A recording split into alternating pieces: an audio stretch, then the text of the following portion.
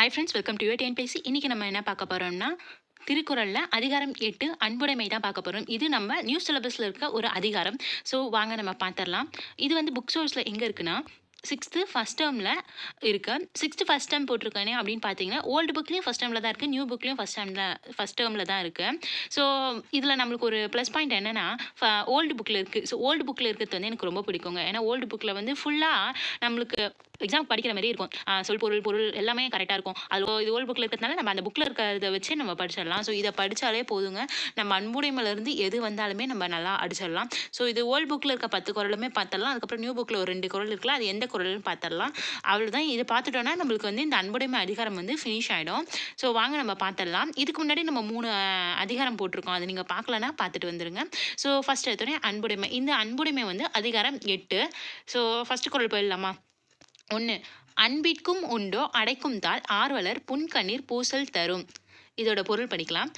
அன்பை அடைத்து வைக்க தாழ்பால் இல்லை. அன்புக்கு உரியவரின் துன்பத்தை பார்த்ததுமே அன்பு கண்ணீராக வெளிப்பட்டு நிற்கும்.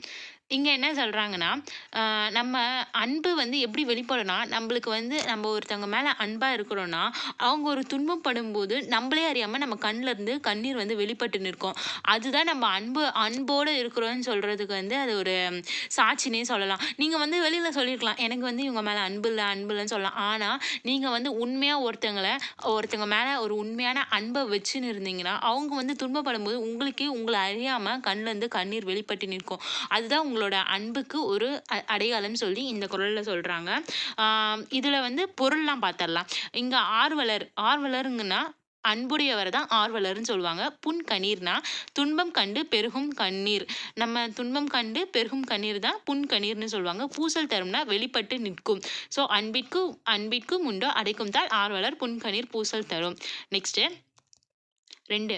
அன்பிலார் எல்லாம் தமக்குரியர் அன்புடையார் என்பும் உரியர் பிறர்க்கு. இங்க பொருள் பார்க்கலாம். அன்பில்லாதவர் எல்லா பொருளும் தமக்கு மட்டும் உரியது என்று எண்ணுவர். அன்பு உடையவரோ தம் உடல் பொருள் ஆவி ஆகிய அனைத்தும் பிறருக்கென எண்ணி விடுவர். ஸோ இங்க என்ன சொல்றாங்கன்னா, இப்போ அன்பில்லாத ஒருத்தவங்க கிட்ட வந்து நம்ம போய் அவங்ககிட்ட ஒரு பொருள் கேட்டோன்னா மட்டும் என்ன சொல்லுவான், இது தர முடியாது அது தர முடியாதுன்னு பேசுவான். அவன் வந்து என்ன நினைப்பான், அவனுக்கு அங்கே இருக்கிற எல்லா பொருளும் அவங்க கிட்ட இருக்க எல்லா பொருளும் தமக்கு மட்டுமே உரியது அப்படின்னு சொல்லி அவன் நினைப்பான். இதே வந்து நீங்கள் அன்புடையோர்கிட்ட போய் கேளுங்களேன், அவங்க வந்து என்ன சொல்லுவாங்க, என் உடல் வேணுமோ அதை எடுத்துக்கோ, இந்த பொருள் வேணுமோ அதை எடுத்துக்கோ, என்கிட்ட இருக்க எது வேணுமோ உனக்கு நான் தரேன் அப்படின்னு சொல்லி அவங்க வந்து பிறருக்குன்னு அவங்க எடுத்து கொடுப்பாங்க. உடல் பொருள் ஆவி என அனைத்துமே வந்து அவங்க வந்து எண்ணி மற்றவங்களுக்கு கொடுப்பாங்க. அவங்க தான் அன்புடையவர்கள் அப்படின்னு சொல்லி இந்த குறளில் சொல்கிறாங்க.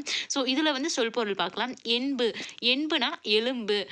ஸோ இதெல்லாம் பார்த்துக்கோங்க, சொல் பொருளில் கூட இது வரலாம். என்பு எலும்பு இங்கு உடல் பொருள் ஆவியை குறிக்கிறது.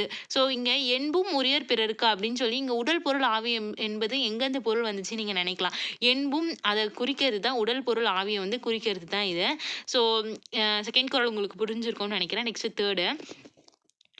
அன்போடு இயைந்த வழக்கென்ப ஆருயிர்க்கு என்போடு இயைந்த தொடர்பு. பொருள் படிக்கலாம். உடம்போடு உயிர் இணைந்து இருப்பதனை போல வாழ்க்கை நெறியோடு அன்பு இணைந்து இருக்கிறது. இங்கே என்ன சொல்கிறாங்கன்னா, உயிரும் உடலும் சேர்ந்த மனிதன் போல வந்து அன்பும் மனமும் சேர்ந்ததே வந்து இயல்பான வாழ்வு ஆகும். ஸோ உடம்புல எப்படி உயிர் இணைஞ்சு இருக்குதோ அது போல் வந்து வாழ்க்கை நெறியோட அன்பு வந்து எப்போவுமே இணைஞ்சு தான் இருக்குது. நம்மக்கிட்ட யார்கிட்டையுமே அன்பு இல்லைன்னு சொல்ல முடியாதுங்க. நம்ம எல்லார்கிட்டையுமே அன்பு இருக்குது. ஸோ உங்கள் உடம்புல எப்படி உயிர் இருக்குதோ அது மாதிரி தான் அன்பும் வந்து நம்ம வாழ்க்கையில் வந்து இணைஞ்சு தான் இருக்குது. அது வந்து எல்லாரும் வாழ்க்கையிலுமே வந்து ஒரு சமயத்தில் வந்து அது வெளிப்படாமல் இருக்காது. யார் வாழ்க்கையிலுமே அது வெளிப்படாமல் இருக்காது. நம்ம சொல்பொருள் பார்த்துடலாமா? வழக்குனா வாழ்க்கை நெறி. ஆருயிர்னா அருமையான உயிர்.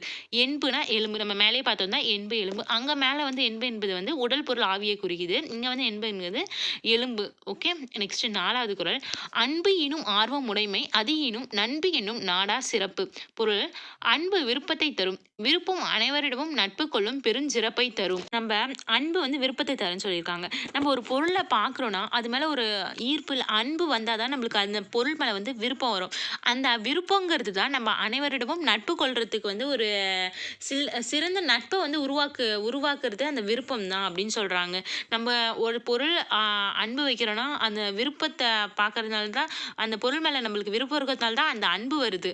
ஓகேங்களா? அந்த விருப்பங்கிறது அன்புங்கிறது வந்து விருப்பம் இருக்கிறதுனால தான் நம்ம ஒரு நல்ல நட்பை வந்து நம்மளால உருவாக்க முடிஞ்சு கொள்ள முடியுது அப்படின்னு சொல்லி இந்த குறள்ல சொல்றாங்க. அன்பீனும் ஆர்வமுடைமை அது இனும் நட்பு என்னும் நாடா சிறப்பு. நம்ம கிட்ட அன்பு இருந்தா ஒரு நல்ல நட்பு வந்து கண்டிப்பா இருக்குங்க. ஸோ சொல்பொருள்ல என்ன சொல்றாங்க? ஈனும்னா தரும்னு அர்த்தம். ஆர்வம்னா விருப்பம். வெறுப்பை நீக்கி விருப்பத்தை உண்டாக்கும் என்பது பொருள். ஆர்வம்னா விருப்பம். ஓகே. நெக்ஸ்ட் நண்புனா நட்பு. நண்பு என்பது நட்புன்னு பொருள்படும். 4வது குறள் உங்களுக்கு புரிஞ்சிருச்சுன்னு நினைக்கிறேன். நெக்ஸ்ட் 5வது குறள். அன்புற்று அமர்ந்த வழக்கு என்ப வையகத்து இன்புற்றார் எய்தும் சிறப்பு. பொருள் அன்போடு பொருந்திய வாழ்க்கை நெறியை கடைபிடித்தவர் உலகத்தில் மகிழ்ச்சி உடையவர் ஆவார். ஸோ இங்க என்ன சொல்றாங்கன்னா, இந்த உலகத்துல வந்து நம்ம எப்படி மகிழ்ச்சியா வாழ்றாங்கன்னா, அவங்க வந்து வாழ்க்கையில ஒரு நெறிய கடைபிடிப்பாங்க. அந்த நெறி தான் அன்பு. அவங்க வாழ்க்கையில அவங்க அன்போடு அன்பு பொருந்திய ஒரு வாழ்க்கைய வந்து அவங்க கடைபிடிச்சிருப்பாங்க. அதனால வந்து அவங்க மகிழ்ச்சியாவும் வாழ்றாங்க. அதனால தான் அவங்க மகிழ்ச்சியா வாழ்றாங்க. நம்ம அன்போட இருந்தோம்னா நம்ம வாழ்க்கையில மகிழ்ச்சியும் வரும் அப்படின்னு சொல்லி இந்த குறள்ல சொல்றாங்க. ஓகே. சொல்பொருள்னா வையகம், உலகம், என்பார்கள். ஓகே. நெக்ஸ்ட் 6th குறள். அறத்திற்கே அன்பு சார்பு என்ப அறியார் மரத்திற்கும் அஃதே துணை. பொருள் அன்பு அறத்தை மட்டும் சார்ந்தது என்று கூறுவோர் அறியாதவர் வீரத்திற்கும் அன்புதான் துணை. இந்த குறள்ல என்ன சொல்றாங்கன்னா, எல்லாருமே என்ன சொல்லுவாங்க, அறமோடு இருக்காங்க, அறத்தை சார்ந்தது தான் அன்பு அப்படின்னு சொல்லி சொல்லுவாங்க. அது சொல்றவங்கலாம் அறியாதவர்கள். ஒரு வீரத்தோடு இருக்கிறவங்களுக்கும் அன்புங்கிறது தான் துணையா இருக்கு. ஒரு வீரன் வந்து ஒரு இடத்துக்கு போறான், போர் புரிய போறான், இல்லைன்னா அவனை வந்து எதுக்கோ போறான்னா, அவன் வந்து அவன் குடும்பத்து மேல வச்சிருக்க அன்பு தான் அதற்கு காரணம். தான் குடும்பத்தை காப்பாற்றணுங்கிற ஒரு நிலையில தான் அவன் அந்த போருக்கு போறான்னு வச்சுக்கோங்க. ஸோ அந்த வீரத்திற்கும் அடிப்படையாக இருக்கிறது வந்து அன்பு தான் அப்படின்னு சொல்றாங்க. அறத்துக்கு மட்டும் இல்லை, வீரத்திற்கும் அன்புதான் துணை அப்படின்னு சொல்லி திருவள்ளுவர் சொல்றாரு. ஸோ இதுல வந்து சொல்பொருள் பார்த்தோம்னா, மரம்னா வீரம், கருணை. ஸோ வீரம் இரண்டிற்குமே அன்புதான் அடிப்படை என்பது பொருள். ஓகே. Next 7th. என்பில் அதனை வெயில் போல காயுமே அன்பில் அதனை அறம். பொருள் எலும்பு இல்லாத உயிர்களை வெயில் வருத்தி அழிப்பது போல அன்பில்லாத உயிர்களை அறம் வருத்தி அளிக்கும். இங்க என்ன சொல்றாங்கன்னா, எலும்பு இல்லாத உயிர். இங்க என்ன சொல்றாங்க? எலும்பு இல்லாத உயிர் வந்து புழுல வந்து எலும்பு இருக்கா? நீங்க பார்த்துருக்கீங்களா? இல்ல. புழுல வந்து எலும்பில்லாத உயிரினம் அது. ஸோ அந்த புழுவ வந்து வெயில் எப்படின்னா வாட்டி வதைக்கும். அது வந்து எலும்பில்லாத உயிர் அதுதான். புழுவ வந்து வெயில் வந்து வாட்டி வதைப்பதை போல அன்பு இல்லாம இருக்கிறாங்க பாருங்க. அவங்கள வந்து ஒரு அறமே வருத்தி அழிக்கும் அப்படின்னு சொல்லி இந்த குறள்ல சொல்றாங்க. எலும்பில்லாத உயிரை வந்து வெயில் வருத்தி அழிக்கும். அதுபோல அன்பில்லாத உயிரை வந்து அறம் வருத்தி அளிக்கும். இங்க வந்து அது போலன்னு சொல்லி வந்திருக்கு. அது போலங்கிறது வந்து எந்த அணியில வரும்? ஓமை அணியில வரும். ஸோ இது வந்து ஓமை அணின்னு நம்ம எடுத்துக்கலாம். Next 8th. மேல சொல்பொருள் பார்க்கல, சொல்பொருள் பார்த்தரலாம். என்பிலதுனா எலும்பு இல்லாதது புழு, அன்பிலதுனா அன்பில்லாத உயிர்கள். ஓகே. நெக்ஸ்ட் 8th குறள். அன்பகத்து இல்லா உயிர் வாழ்க்கை வன்பாட்கண் வற்றல் மரம் தளிர்த்தற்று. ஓகே. பொருள் பாலை நிலத்தில் உள்ள வாடிப்போன மரம் தளிர்க்காது, அதுபோல நெஞ்சில் அன்பில்லாத மனிதர்கள் வாழ்க்கை தளிர்க்காது. என்ன சொல்றாங்கன்னா, பாலை நிலத்துல ஒரு மரம் வாடி போயிருந்துச்சுன்னா அது வந்து தளிர்க்காது. ஓகேங்களா? அது போலதான் நெஞ்சில ஒருத்தவங்களுக்கு அன்பு இல்லைன்னா அந்த மனிதரோட வாழ்க்கையும் தளிர்க்காதுன்னு சொல்றாங்க. தப்பி தவறி ஒரு பாலைவனத்துல வந்து ஒரு நல்ல செடி மரம் வளர்ந்துருச்சுன்னா அது வந்து அந்த வெயில் காரணமா அது வாடி போயிடும். அந்த வாடி போனது தான். அதுக்கப்புறம் வந்து அது தளிர்க்காது. அது போலதான் நெஞ்சில அன்பு இல்லாத ஒரு மனிதரோட வாழ்க்கை வந்து தளிர்க்காது அப்படின்னு சொல்லி திருவள்ளுவர் சொல்றாங்க. இங்கேயும் வந்து அது போலன்னு வந்திருக்கு. ஸோ இதுவே வந்து ஓமை அணி தான். இங்க வந்து அன்பகத்து சொல்பொருள் பார்க்கலாம். அன்பகத்து இல்லா. இது வந்து நம்ம பிரித்து எழுதுகளையும் இதில் பார்த்த மாதிரி ஆயிடும். அன்பு கூட்டல் அகத்து கூட்டல் இல்லா. அன்பகத்து இல்லானா அன்பு கூட்டல் அகத்து கூட்டல் இல்லா. இதோட பொருள் என்ன? அன்பு உள்ளத்தில் இல்லாத. ஓகே. நெக்ஸ்ட் வன்பாட்கண்ணோட பிரித்து எழுதல் வந்து வன்பால் கூட்டல் கண். வன்பாட்கண்ணா பாலை நிலத்தில். வன்பாட்கண்ணோட பொருள் வந்து பாலை நிலத்தில். தளிர்த்து கூட்டல் அற்று, தளிர்த்தது போல. வற்றல் மரம்னா வாடிய மரம். ஸோ எனக்குன்னு இல்லை, படிக்கிற எல்லாருக்குமே வந்து இந்த ஓல்டு புக் ஏன் பிடிக்கும்னா, அவங்க வந்து அந்த குறள் கொடுத்து அது கீழே வந்து சொல்பொருள் கொடுத்துருவாங்க. அப்படியே அது கீழே வந்து பிரித்து எழுதுகவும் கொடுத்துருவாங்க. அந்த திருக்குறள்லாம் எனக்கு படிக்கும்போது ஓல்டு புக்கில் படித்தது தான் ரொம்ப பிடிச்சது. நியூ புக்கில் வந்து 2 குறள் கொடுத்துருக்காங்க. அதுவும் ஓகே, நல்லது. எல்லா அதிகாரம் கொடுத்துருக்காங்கன்னு அர்த்தம் தான். ஆனால் அந்த ஓல்டு புக்கில் இருக்க ஒரு படிக்கிறதே ஒரு தனி இதுதான். ஓகேங்களா? நெக்ஸ்ட் 9th போயிடலாம். புறத்துறுப்பு எல்லாம் எவன் செய்யும் யாக்கைக்கு அகத்துறுப்பு அன்பிலாவர்க்கு. பொருள்: நெஞ்சில் அன்பு இல்லாதவர்க்கு கை கால் முதலிய உடல் உறுப்புகளால் என்ன பயன்? ஸோ இங்கே என்ன சொல்கிறாங்கன்னா, இப்போ வந்து நம்ம நெஞ்சில் அன்பு இருக்கணும். மனதில் இருக்கும் அன்பு தான் ஒருவருக்கு அழகான உறுப்புங்க. நம்ம மனசில் அன்பு இருந்தால் அதுதான் ஒரு அழகான உறுப்பு. நம்மளுக்கு எல்லாமே ஒரு நல்ல வாழ்க்கை தர்றது எல்லாமே வந்து அன்புன்னு தான் சொல்கிறாங்க. அதுபோல தான் மனதில் வந்து அன்பு வந்து ஒருவருக்கு அழகான உறுப்பு. அது இல்லைன்னு வச்சுக்கோங்க, உடலில் மற்ற உறுப்பு அழகாக இருந்து என்ன பயன்? அவங்க கை கால் முதலிய உடல் உறுப்புகள் இருந்து என்ன பயன் சொல்லி திருவள்ளுவர் கேட்கிறாரு. நான் கேட்கல, திருவள்ளுவர் கேட்குறாரு. இதோட பொருள் வந்து புறத்துறுப்பு உடல் உறுப்புகள் எவன் செய்யும் என்ன பயன்? அகத்துறுப்பு மனதின் உறுப்பு அன்பு. ஓகே, இது பொருள் பார்த்தாச்சு. நெக்ஸ்ட் 10th குறள், லாஸ்ட் குறள். அன்பின் வலியது உயிர்நிலை அஃதிலார்க்கு என்புதோள் போர்த்த உடம்பு. பொருள்: அன்பு செய்வதுதான் உடம்பில் உயிர் இருப்பதற்கு அடையாளம். அன்பில்லாதவர் உடல் வெறும் தோளால் மூடப்பட்ட எலும்புதான், அங்கு உயிர் இல்லை. நம்ம அன்பாக இருந்தால் தான் நம்ம உடம்புல வந்து உயிர் இருப்பதற்கான அடையாளமே இருக்குன்னு சொல்லி திருவள்ளுவர் சொல்கிறாங்க. அப்படி அன்பில்லாதவர் உடம்பு வந்து வெறும் தோளால் மூடப்பட்ட எலும்பு தான், அங்கே வந்து உயிருங்கிறது இல்லவே இல்லை அப்படின்னு சொல்லி திருவள்ளுவர் சொல்கிறாங்க.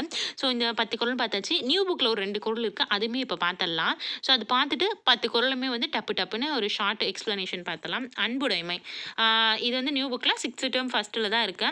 இங்கே என்ன கொடுத்துருக்காங்க? அன்பிலார் எல்லாம் தமக்குரியர், அன்புடையார் என்பும் உரியர் பிறர்க்கு. நம்ம வேலையை பார்த்தது தான். அன்பில்லாதவர் எல்லா பொருளும் தமைக்கே என்பர், அன்புடையவர் தம் உடம்பும் பிறருக்கே என்பார்கள். அதே தான்.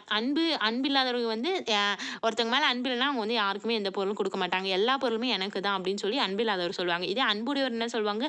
என் உடம்பும் பிறருக்கு தான் அப்படின்னு சொல்லி அவங்க எண்ணுவார்கள். இதுதான் அந்த ஃபர்ஸ்ட் குறளுக்கு பொருள். நெக்ஸ்ட், அன்பின் வலியது உயர்நிலை அஃதிலார்க்கு என்புதோள் போர்த்த உடம்பு. நம்ம லாஸ்ட்டாக பார்த்தோமே அதுதான். அன்பு இருப்பது தான் உயிருள்ள உடல், அன்பு இல்லாதது வெறும் எலும்பு தோலும் தான். ஸோ அன்பு இருக்கவங்களுக்கு தான் உயிருள்ள உடல்னு சொல்கிறாங்க. அந்த அன்பு இல்லைன்னா நம்ம உடம்புல வெறும் தோல் போற்றிய எலும்பு தான், அப்படி அவங்களுக்கு உயிர் இருந்தும் பயன் இல்லைன்னு சொல்லி திருவள்ளுவர் சொன்னது தான். ஸோ இந்த 10 குறளுமே வந்து நம்ம ஷார்ட்டாக வந்து பார்த்துடலாம். ஃபர்ஸ்ட் குறள்: அன்பிற்கும் உண்டோ அடைக்கும் தாள் ஆர்வலர் புன்கணீர் பூசல் தரும். இங்கே என்ன சொல்கிறாங்கன்னா, நம்ம அன்பை வந்து அடைத்து வைக்க தாழ்பால் இல்லை. ஏன்னா அது எப்படின்னா, நம்ம அன்பு உடையோர்கள், நம்ம வந்து மற்றவங்க ஒருத்தவங்க மேலே அன்பாக இருக்கவங்க அவங்க வந்து துன்பப்படும் போது அந்த துன்பத்தை பார்க்கும்போது நம்மளே அறியாமல் நம்ம கண்ணீர்லேருந்து கண்ணீர் ஓடும். இதுதான் அந்த அன்புக்கான ஒரு அடையாளம் அப்படின்னு சொல்லி திருவள்ளுவர் சொல்கிறார் ஃபர்ஸ்ட் குறளில். நெக்ஸ்ட் செகண்ட்: அன்பிலார் எல்லாம் தமக்குரியர், அன்புடையர் என்பும் உரியர் பிறர்க்கு. அன்பில்லாதவங்க வந்து எல்லா பொருளும் தமக்குன்னு சொல்லுவாங்க. இதே அன்புடையவர் வந்து தம் உடல் பொருள் ஆவி எல்லாமே வந்து பிறருக்குன்னு எண்ணி நினைத்து வாழ்வார் அப்படின்னு சொல்லி செகண்ட் குறளில் சொல்றாரு. நெக்ஸ்ட் தேர்டு: அன்போடு எய்ந்த வழக்கென்ப ஆறுயிர்க்கு என்போடு எய்ந்த தொடர்பு. இங்கே என்ன சொல்றாங்கன்னா, உடம்போடு உயிர் இணைந்து இருப்பது போல வாழ்க்கை நெறியோடு அன்பு வந்து இணைஞ்சிருக்கு அப்படின்னு சொல்லி தேர்டில் சொல்றாங்க. ஃபோர்த்து: அன்பு எனும் ஆர்வம் உடைமை, அது எனும் நண்பு எனும் நாடா சிறப்பு. ஃபோர்த் குறளில் என்ன சொல்றாங்கன்னா, அன்பு வந்து விருப்பத்தை தரும், அந்த விருப்பம் தான் அனைவரிடமும் நட்பு கொள்ளும் பெருஞ்சிறப்பை வந்து தரும். நம்ம மற்றவங்க கிட்ட நல்ல நட்பை உருவாக்குறதுக்கும் அந்த அன்பு வந்து ஒரு பெரும் உதவியா இருக்கு அப்படின்னு சொல்லி 4th குறளில் சொல்றாங்க. நெக்ஸ்ட் 5th: அன்புற்று அமர்ந்த வழக்கென்ப வையகத்து இன்புற்றார் எய்தும் சிறப்பு. அன்போடு பொருந்திய வாழ்க்கையை வந்து நிறைய கடைப்பிடித்தவர் வந்து உலகத்தில் மகிழ்ச்சி உடையவராய் ஆவார். ஸோ நம்ம வாழ்க்கையில் வந்து ஒரு நெறி கடைப்பிடிக்கணும், அதுதான் அன்பு நெறி. அந்த அன்பு நெறியோடு வாழ்ந்தோம்னா இந்த உலகத்தில் நம்ம மகிழ்ச்சியாக வாழ்வோம்னு சொல்லி 5வது குறளில் சொல்கிறாரு. நெக்ஸ்ட் 6: அறத்திற்கே அன்பு சார்பு என்ப அறியார், மரத்திற்கே அஃது துணை. இங்கே என்ன சொல்கிறாங்கன்னா, அன்பு வந்து அறத்தை மட்டும் சார்ந்தது அப்படின்னு சொல்கிறவங்க வந்து அறியாதவர். அறத்தை மட்டும் இல்லை, அது வீரத்திற்குமே அன்பு தான் துணையா இருக்கு அப்படின்னு சொல்லி 6th குறளில் சொல்றாங்க. நெக்ஸ்ட் 7th: என்பில் அதனை வெயில் போல காயுமே, அன்பில் அதனை அறம்.